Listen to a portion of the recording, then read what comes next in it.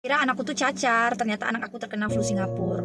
Hai Mams, kembali lagi di channel Mami Naura. Jadi Mams, kali ini aku mau berbagi pengalaman aku, sharing pengalaman aku secara pribadi terkait dengan penyakit yang satu ini.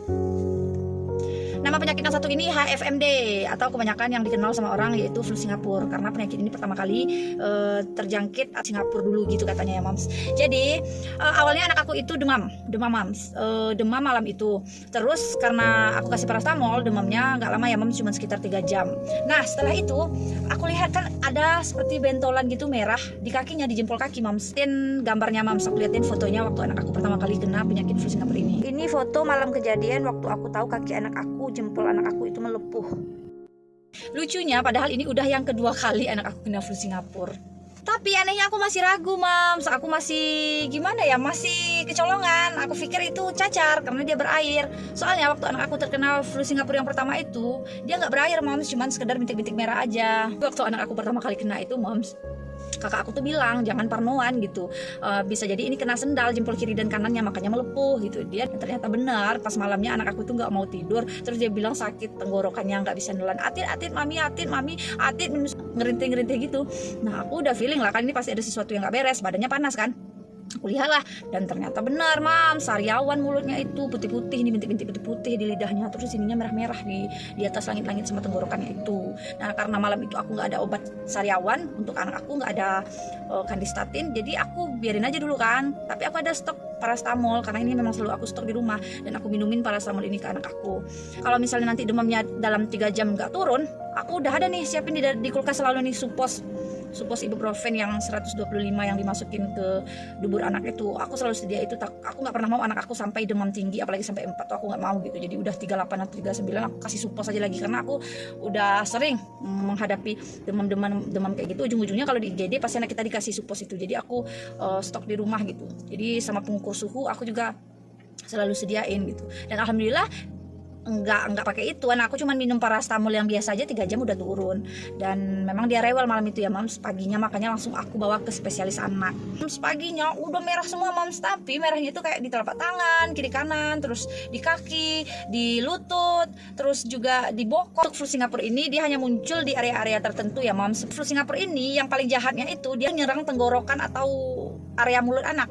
Dan dokternya langsung bilang gitu, ini terkena flu Singapura ini seperti yang kemarin. Nah aku bilang kan, kemarin dia udah pernah kena sekali dok, apa bisa kena 2 kali? Kata dokternya, bisa, kalau flu Singapura ini bisa berulang karena tergantung fisik anak. Jadi virus ini walaupun anak kita udah sembuh, dia masih ada di dalam tubuh anak. Jadi ketika anak kita fisiknya lemah atau badannya kurang fit, penyakit ini bisa kambuh lagi. Atau bisa jadi ada tetangga atau kontak dengan orang atau anak lain yang terkena flu Singapura. Nah selain itu penyakit ini juga bisa ditularkan melalui udara ya Mams, terus juga bisa ditularkan melalui mainan yang digigit sama anak yang terkena penyakit flu Singapura. Kemudian mainan tersebut dimasukin lagi ke dalam mulut anak kita. Nah itu penyakit ini penularannya sangat mudah ya Mams. Nah waktu konsul nih Mams, aku tanya, dok apa perbedaannya nih flu Singapura sama cacar? Nah terus dokternya jawab gitu kan, kalau flu Singapura ini Bu pada umumnya kena di lutut, pokoknya di area kaki, di area tangan. Terus yang menandakan dia flu Singapura itu karena dia ada sariawan. Kalau cacar dia nggak ada sariawan Mams. Nah terus kalau cacar dia pertama kali akan tumbuh di area badan, punggung, pokoknya di area badan anak lah, atau di muka gitu. Nah beda sama flu Singapura. Kalau flu Singapura ini di badan anakku bersih, nggak ada. Jadi Mams untuk flu Singapura ini sendiri dia hanya menyerang area tertentu seperti kaki, tangan, bokong. Sedangkan kalau cacar air ini dia menyerang seluruh tubuh. Mau sedikit memberikan tips nih Mams. Jadi kalau anak Mams kan ciri-ciri seperti yang aku sebutkan ini, demam, kemudian dia sakit menelan, ada sariawan di mulutnya, terus ada bintik-bintik merah seperti melepuh di area lutut, kaki, telapak kaki atau telapak tangan. Nah kita bisa memberikan pertama kali itu air minum yang cukup kepada anak kita. Air minum yang cukupnya tuh Mams, jangan yang anget ya Mams, jangan air yang anget. Jadi kita kasih anak kita air dingin, karena dia ini kan area tenggorokan dan mulutnya itu kan sariawan Mams, jadi sakit menelan. Nah kita kasih air dingin, anak kita insya Allah mau, walaupun masih sakit dia akan memaksakan untuk minum gitu. Tapi kalau Mams kasihnya air hangat atau ngilu-ngilu kuku atau air yang nggak menyejukkan tenggorokan dia pasti nggak mau minum Mams. Karena biasanya kalau buatin susu untuk anak tuh kan aku anget lah gitu kan, ngilu-ngilu kuku, tapi harus dikasih air dingin. Jadi gimana caranya supaya anak aku tuh tetap minum susu? Aku masukinlah susu anak aku tuh ke dalam kulkas, Mams. Jadi kayak setelah dibuat itu aku dinginin sebentar. Nah alhamdulillah walaupun dia sakit tenggorokannya, dia tetap mau minum susu, Mams, tapi dengan syarat susunya harus dingin. Terus minum air putih juga gitu. Mungkin itu salah satu untuk mengurangi rasa sakit menelannya itu ya, Mams. Nanti untuk obat apa yang aku pakai kayak paracetamol, aku pakainya Thermorex. Terus untuk cetirizine, nah aku tampilin ya, Mams, nanti merek yang aku minumin ke anak aku. Terus kayak Cazetin yang isinya kandistatin, terus kayak vitamin Vitaplex. Terus anaknya yang memiliki gejala mencret, misalnya nih kan ada anak yang nggak cocok minum obat nih, atau tiba ada gejala mencret atau anaknya mencret, bisa kasih Lactobi ya, Mams. Terus minumin aja lah air minum yang cukup, air putih aja kasih, daripada nanti dikasih zinc atau dikasih oralit. Jadi anak kita udah kenyang aja minum obat itu, Mams, gitu. Jadi untuk penanganan yang tepatnya tuh bikin berhenti mencretnya itu ya Lactobi gitu. Kenapa aku bilang gitu? Karena Naufal ini dari awal lahir, Mams, dia udah masuk inkubator, udah dirawat di M Jamil, udah masuk ke rumah sakit BMC Padang, udah keluar masuk rumah sakit lah, rawat jalan, karena dia juga pernah terkena pneumonia, dia juga pernah demam turun gitu aja, juga pernah kena COVID. Jadi aku banyak belajar dari anak aku yang nomor 2 ini, dari banyak sedikitnya aku tahu lah ya obat-obatan dan cara penanganan yang tepat untuk anak kita. Karena feeling ibu tuh nggak akan meleset ya, Mams. Feeling seorang ibu itu nggak akan pernah meleset.